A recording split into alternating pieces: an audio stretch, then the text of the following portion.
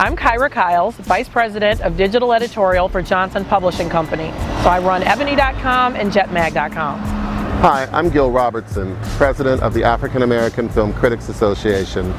Welcome to the latest edition of our Fast Forward series, where we talk about how to colorize TV and film.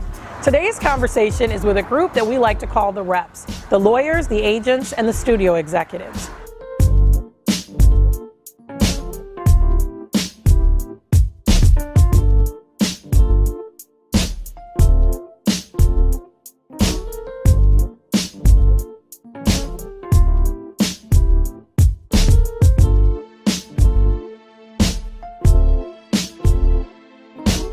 Listen in on our discussion and then make sure to join the conversation with hashtag FastForward on social media.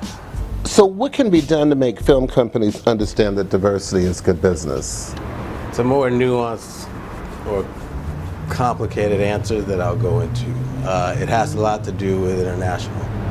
Film starring predominantly African American or Black or people of color casts, the P&L and the profit are immediately taken down when it comes to international. And as international becomes more and more a factor in the revenues of a studio, that determines what your budget is, what your greenlight budget is. Not to get too technical, but your greenlight budget is determined by how much revenue they think they can make off of film. So if film starring people that look like us, automatically the international box office is lopped off, that greenlight process is a lot harder. And that is my frustration as a producer when I go into studios trying to get a film greenlit. They take my international down immediately, no matter who's in it. Unless it's Denzel or Will. So it makes it, therefore, much more difficult.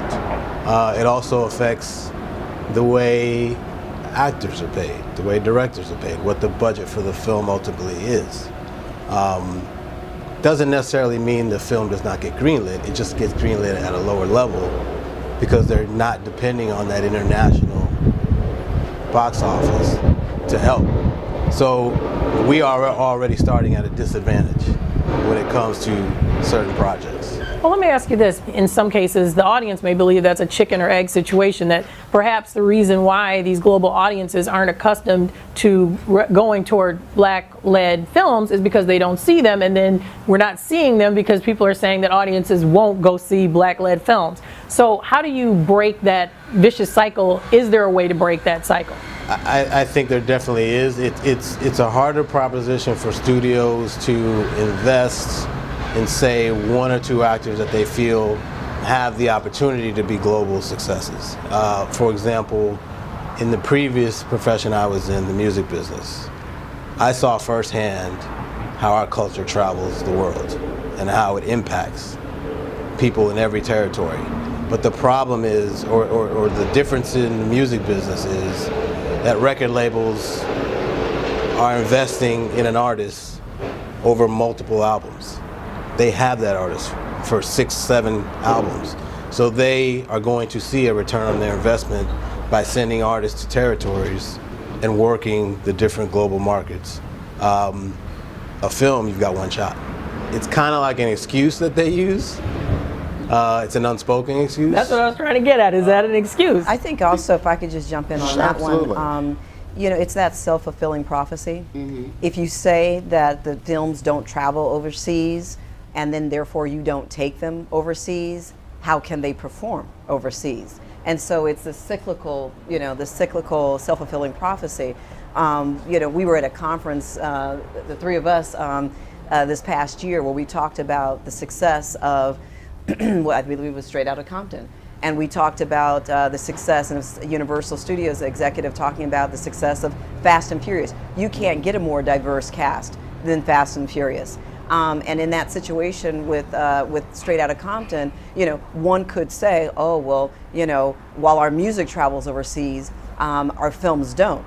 And again, it takes that executive, it takes that studio, it takes that head of marketing to say, well, we're going to go ahead, we're going to make a budget, we're going to create a budget, and we're going to play it, and we're going to see how it does. Because if you don't create a budget for an international marketing play, it's not going to perform. And in fact, a budget was provided. The movie did well. You probably could speak a lot better to it than I. But it's going to take that kind of change of thought process and that kind of change of thinking to make a change ultimately. And that comes with the bigger issue is having diverse folks in the room making the decisions. That's another issue at the studio level that has not been addressed. Oscar so white and the controversy behind the nominations this year, but that's the caboose.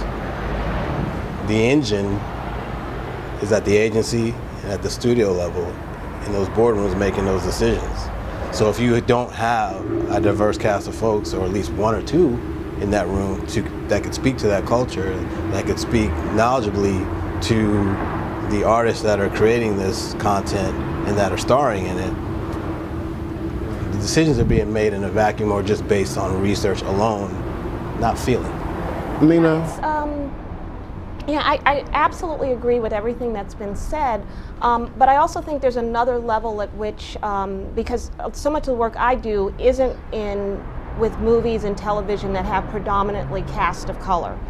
And one of the things that I think where an opportunity is missed is that there really has to be much more diverse casting in projects that are not predominantly about or featuring people of color, because there really is this point at which the audience becomes acclimated to certain types of faces and certain actors.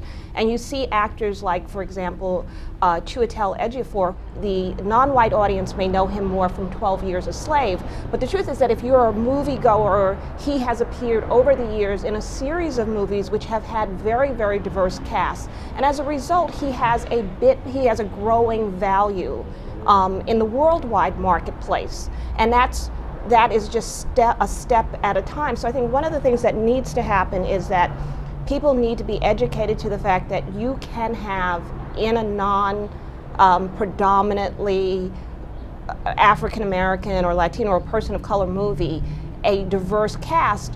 You will still have good box office results, but you start to build an awareness among your foreign audience as to certain types of individuals, certain individuals who they start to perceive as stars.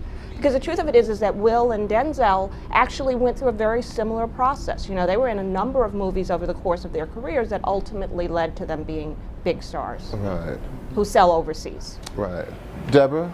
From what I see and the celebrities that we're constantly seeing over and over again, only because it feels like these are the only ones that are embraced by the studios. Right. And for me, in TV, it's like we need to help identify who those next people are, so that their faces do get out there, so we put them on TV and in movies and things like that a little more often. But I just kind of feel like we're kind of stifled with, there are only Denzel, or there's only Will Smith, and only Halle Berry are getting the roles. I mean, unless we're out to create our own, which is difficult because that goes back to who's in the room and who's greenlighting the next.